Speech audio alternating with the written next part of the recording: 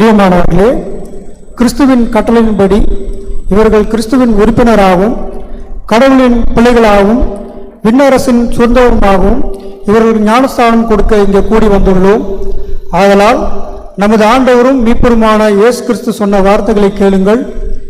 நீங்கள் புறப்பட்டு போய் சகல ஜாதிகளையும் சீஷராக்கி பிதா, குமாரன், பரிசுத்தாவின் நாமத்திற்குள்ளாக அவர்களுக்கு ஞானஸ்தானம் கொடுங்கள்.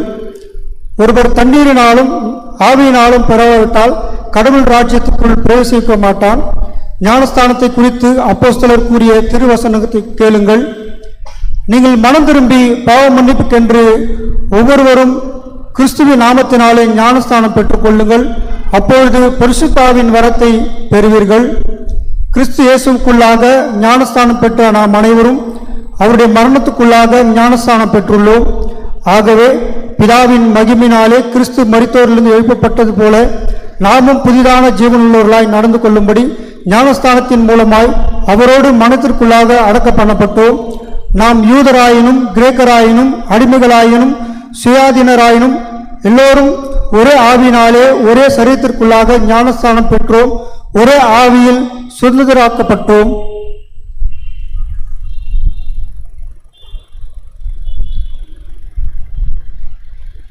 சிறு பிள்ளைகளை அவர் தொடும்படி புனித மார்க்குவின் சுவிசேஷத்தில் எழுதியிருப்பதையும் கேளுங்கள்.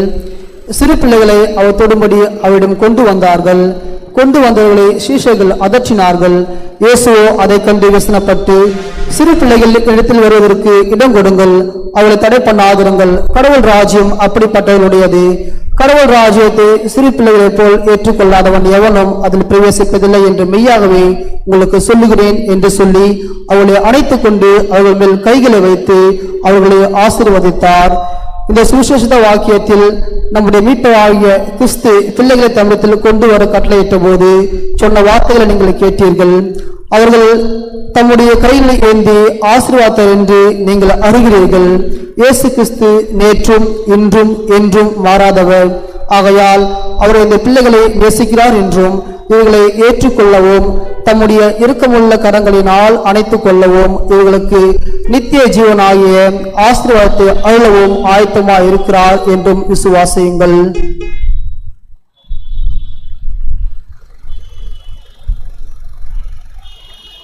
ஞானஸ்தானம் கொடுப்பதற்காக குழந்தையை கொண்டு வந்திருக்க பெற்றோர், ஞானஸ்தானம் பெறுவதற்காக வந்திருக்கிற சகோதரர், நீங்கள் இந்த சபைக்கு முன்பாக கேட்கின்ற கேள்விகளுக்கு மறு உத்தரவு சொல்லும்படி கேட்டுக்கொள்கிறேன்.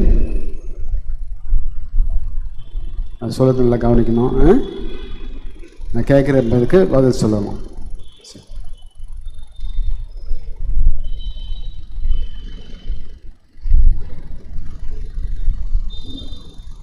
பிதா, குமாரன், பரிசுத்த ஆவியாகிய ஒரே கடவுளை நீங்கள் விசுவாசிக்கிறீர்களா?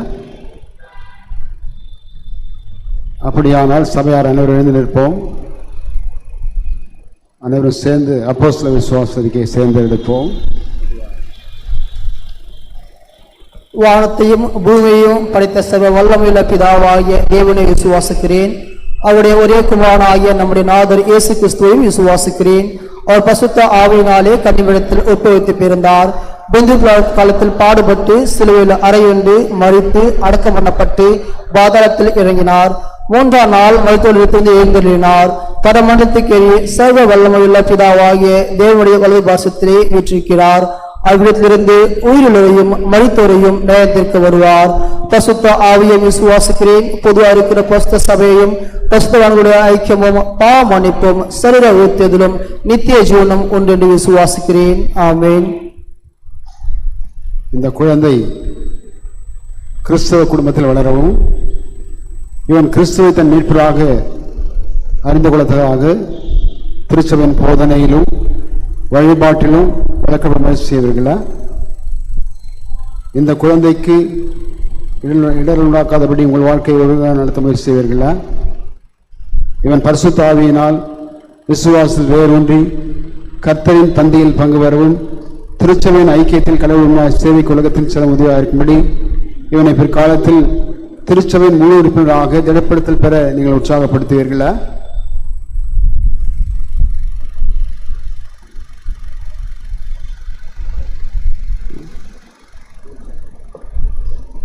நீங்கள் இப்பொழுது ஞானஸ்தானம் பெற வந்திருக்கிறதுனால் நான் உங்களுக்கு கேட்கிற கேள்விகளுக்கு கடவுளுக்கும் அவருடைய சபைக்கு முன்பாக உண்மையாக மறுமொழி சொல்லும்படி கேட்டுக்கொள்கிறேன். நீங்கள் பழைய விக்கிரக வணக்கத்தை எல்லாம் வெறுத்து விடுவீர்களா?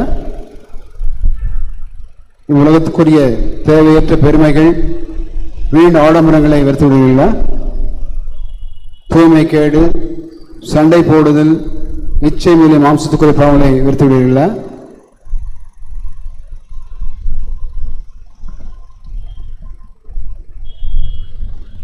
மேற்குறிப்பிட்ட இந்த விசுவாசத்தில் இப்பொழுது விசுவாச அறிக்கையை எடுத்தோம்.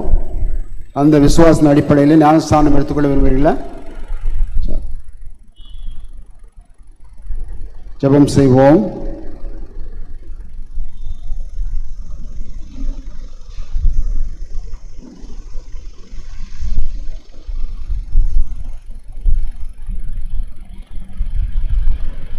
எல்லாவற்றையும் படைத்து தண்ணீரை அள்ளி செய்த ஆண்டவரே, பரமபிதாவே, நீரே துதிக்கப்படத்தக்கவர். ஆண்டவர் இயேசு கிறிஸ்துவே, கடவுளின் ஒரே திருமந்தனே, யோர்தான ஆற்றில் ஞானஸ்தானம் பெற்று மரித்து உயிர்த்தெழுந்து துதிக்கிறோம். ஆண்டவரே, தூய ஆவியானவரே, இயேசு கிறிஸ்து மேலும் திருச்சபை மேலும் இறங்கியவரே, இந்த திருத்த நாமத்தை நோக்கி கூப்பிடுவர் எங்களோடு பிரசன்னமாகும். பாவத்தை கழுவி சுத்திகரிப்பதை இந்த தண்ணீர் காட்டவும், இந்த தண்ணீரில் ஞானஸ்தானம் பெறுவதில் மறுபடியும் பிறந்து நித்திய ஜீவனை பெறுவதை ஆசீர்வதியும். இவர்கள் ஒரே ஆவியில் ஒரே சரீரத்துக்குள் ஞானஸ்தானம் பெற்று தெரிந்து கொள்ளப்பட்டுள்ளும் விசுவாசமும் ஜனத்தோடு நிறுத்திருக்கிற விஷயம் கிறிஸ்துடைய மரணத்திலும் அவருடைய உயிர்த்தெழுதலிலும் அவருடைய ஐக்கியப்பட்டு பாவத்திற்கு மறித்து நீதிக்கு பெற்றுக்கொள்கிற விஷயம். இவர்கள் பழைய மனிதனை கலந்து போட்டு கிறிஸ்துவில் புதிய படைப்பாக கொடுக்கிற விஷயம். இல்லையிலிருந்து விளை ஒளிக்குள்ளும் சாதனையான வாழ்வுக்குள் வழித்தோம் என்று ஆண்டவர் இயேசு கிறிஸ்து பிதாவே, ஆமென்.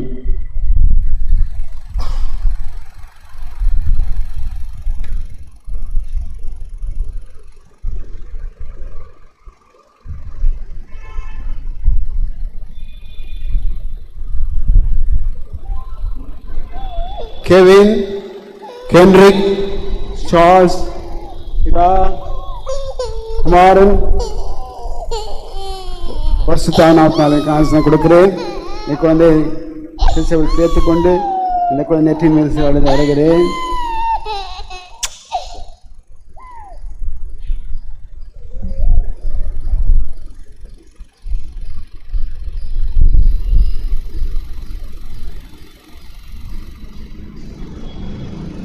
ஆல்பர்ட் உதயகுமார், இதா, குமாரன், பரிசுத்தானாமத்தால் ஞானஸ்தானம் கொடுக்கிறேன்.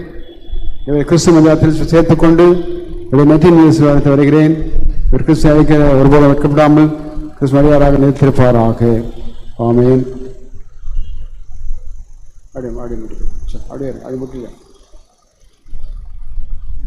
ஜெபம் செய்வோம். கிருபையுள்ள நல்ல ஆண்டவரே, இந்த மகிழ்ச்சியான நாளின் காலையில் வைக்கிறோம்.